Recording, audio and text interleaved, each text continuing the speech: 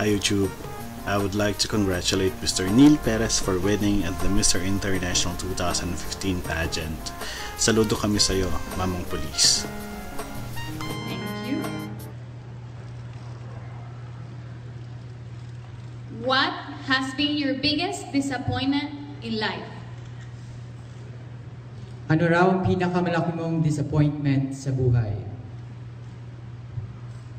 Unang-una, ang aking disappointed sa buhay ay yung hindi ko pagalang sa magulang ko.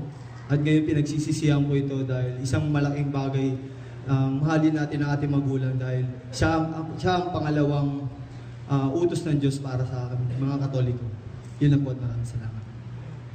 I think for me, it's about not giving love, showing love to my parents. And now what I'm doing is trying to show how much I love my parents. And that's one of that we can find in the Bible as given by God. Thank you. Thank you.